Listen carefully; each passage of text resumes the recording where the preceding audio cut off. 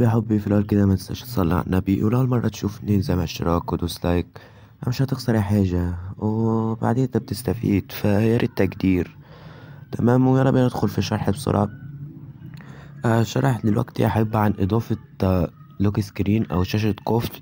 تمام، شبه بتاعة الأيفون كده، بس بتصميمك انت، يعني من الآخر انت اللي هتعمل كل حاجة فيها. يعني مثلا لو جبرنا التليفون كده، دي شكل شاشة القفل اهوت، دي شكل الساعة، التاريخ، يعني شكل عادي خالص. تمام. فاحنا هنغير يعني الشكل ده بشكل احترافي خالص زي بتاع الايفون تقريبا كده. تمام. انت هتحمل التطبيق من الوصف، تمام، مباشر من جوجل بلاي. ولو انت مش عندك جوجل بلاي، سايب لك لينك تاني ممكن تحمله منه عادي خالص، بينزل معاك بالشكل ده كده تطبيق لوك سكرين. تمام، وهسيب لك برضو معاه خطوط. تمام، حوالي 400 خط تقريبا، 403 خط. تمام، هسيبهم لك، وهعلمك دلوقتي ازاي تضيفهم. تمام، وال403 خط دول تقدر تضيفهم في برنامج بتاع بيس ارت لو انت بتعدل صور، يعني عشان يبقى عندك خطوط كتير يعني. تمام، بعد ما ثبتت التطبيق بقى هتيجي تدخل عليه كده. تمام، هتعمل ليتس جو اكسبت نيكست نيكست، وتديله الصلاحيات بتاعته. تمام، بعد كده بقى ركز معايا هتعمل ايه. انت بتفتح معاك بالصفحة دي كده، هتطلع كده. تمام، والشكل ده هتاخده كده، هتضغط عليه يعني. تمام، هيجيلك ديت، هتعمل موافق. ثواني، تضغط على التلات شرط تاني، التلات شرط دول، وتفعل لوك سكرين دي. تمام كده. بعد كده بقى هتعمل ايه. اولا كده شايف اللي هي ان لوك ديت اللي تحت، هتحددها، ومن فوق هنا كده هتعمل مسح. تمام، بعد كده هتضغط على ديت، هتحدد ديت كده من هنا.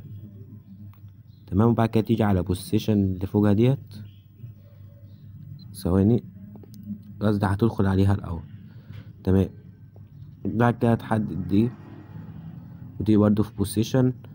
تمام، دي وتيجي هنا كده، وتروح رافعها لفوق كده، هتلاقيها بترتفع هما الاتنين. وركز مش تمسحها زي ما ناس كتير بتعمل، وهقولك دلوقتي مش تمسحها ليه. تمام، ولكن هسيبها هنا كده، تخليها في المكان المناسب لك. تمام، بعد كده هتضغط على نص الأولى، هي مكتوبة 9 اللي هو وقت الساعة يعني. تمام، بعد كده هتضغط على تاني خانة اللي هي بتاعة الفونت. تمام، هنا بقى قدامك ان انت تحمل خطوط من جوجل، بس مش مع نت. تمام، وهنا دي اختيار من ملف، وليكن مثلا انا لسه مش ركبت الخطوط. تمام، فانا معايا خط اهو، وليكن هضيف ده. بعد اول ما ضفته هنرجع طالعين كده، وناخد الخطوط دي كده نسخ، وتنزل هتلاقي ملف بتاع الكاستم اهو اتضاف معانا، وتعملها لصق. تمام، وتحدد دي وتعمل دمج. حددها واعمل استبدال برضو. تمام كده الخطوط كلها هتنضاف معانا. تمام كده الخطوط انضافت. هنطلع بقى ونيجي هنا ونختار الفونت برضو، هتلاقي خطوط كتيرة انضافت. تمام، هنا الخط دي في ناس كتيرة بتستخدمه، بشوف ناس كتيرة بتستخدمها في الساعة. تمام، بس انا بحب الشكل دي يعني الصراحة. تمام، بعد ما ضفناه هنيجي على بنت اللي هي تاني خانة ديت، بعد كده اول واحدة ونعملها التانية عشان تبقى زي شكل تحديد يعني. تمام، بعد كده هتضغط هنا كده على الملف ده. تمام، بعد كده تدخل على لوك انتي داتا والنص اللي هي التانية. تمام، تيجي على اول واحدة، وبعد كده هيفتح لك الواجهة دي، تضغط على داتا فورمات، وتنزل لعند التاريخ دي كده اللي هو 15/12/22، على حسب بقى اليوم اللي عندك. تمام، هتلاقيه نضاف فوق هنا. هتعمل ايه، هتيجي هنا بين علامتين الدولار دول هنا كده، وتمسح دي كله. تمام كده بالظبط يعني، وتعمل صح، وتختار له بقى خط مناسب لإله، ولكن ممكن تختار الخط ده يعني حلو. تمام، بعد كده هتضغط برضو هنا. تمام، وسيب الاعدادات ديت كده زي ما هي، ما تلعبش في حاجة فيها. تمام، بعد كده هنضغط على الإضافة ديت ونضيف الصور. تمام، وتضغط على الصورة اللي اتضافت تحت، تمام، وتختار اول واحدة. هيحاولك على المعرض، هتجيب الصورة، ويستحسن تجيب الصورة اللي انت عاملها لشاشة القفل اصلا. تمام، هتلاقيها بالشكل ده كده. هتضغط على وايت اللي تحت ديت، وتضغط هنا وتكبرها.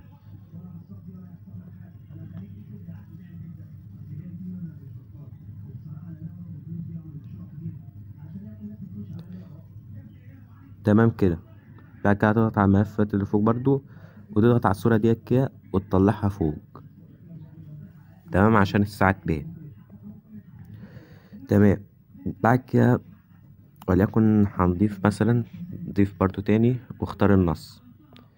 تمام، واضغط على النص اللي تحت وكبر الحجم. هتلاقي الساعة بالدقايق والثواني. هتعمل ايه؟ هتضغط على اول واحدة، وتيجي تمسح دي كده، وليكن هنكتب صلي على محمد. تمام، ونيجي نضغط على بوزيشن ديت، ونيجي هنا ونرفعها لفوق كده تحت التاريخ. تمام، ونرجع للتكست تاني ونختار خط حلو، ولكن بص بتنزل في الاخر عند الخط ده كده. تمام، يعني هو خط جامد الصراحة. انت ممكن تختار اي خط يعجبك براحتك انت. تمام، وليكن مثلا ندخل على لوكانت سكرين، ونكبر الحجم شوية. تمام، تبدأ انت تظبط الحجم براحتك يعني. تمام كده يعتبر خلصنا، يعني ما عادش في حاجة ممكن تضاف. تمام، انت ممكن بدل ما تضيف الصورة ممكن تدخل على باك جراوند ديت.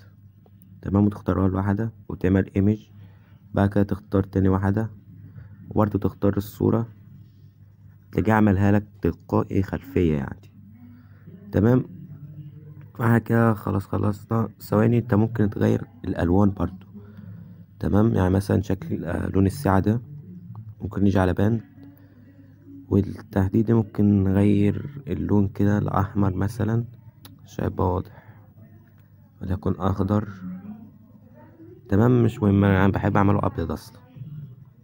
تمام، نختار أبيض كده. تمام، وبعد كده اللون بتاع التاريخ برضو بنت ممكن نغيره برضو، نزود الوضوح بتاعه يعني. وهي صلاة محمد ديت لونها حلو يعني. بعد كده خلصنا. بعد كده هنعمل ايه؟ هتضغط على علامة الحفظ ديت، وثواني الأول انت ممكن تضيف برضو من هنا، يعني مثلا ممكن تضيف من النص. تمام، ممكن اللي انت وليكن تضغط على التكست ديت.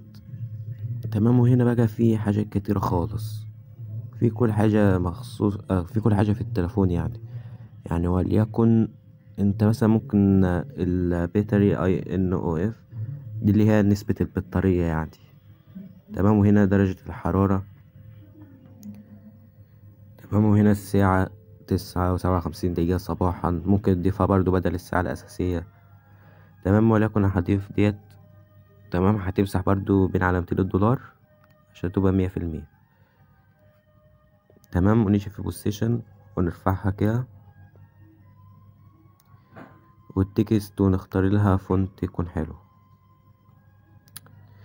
ثواني نختار خط. تمام، وليكن الخط ده حلو كده. ندخل في بنت ونخليها كده، ونغير اللون مثلا وليكن لون أزرق، نعمل أبلاي. مش هتبقى واضحة.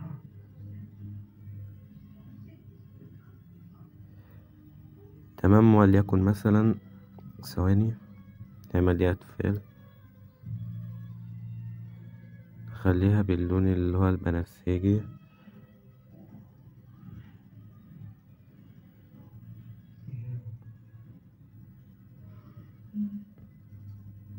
تمام، وليكن خليها باللون دي كده.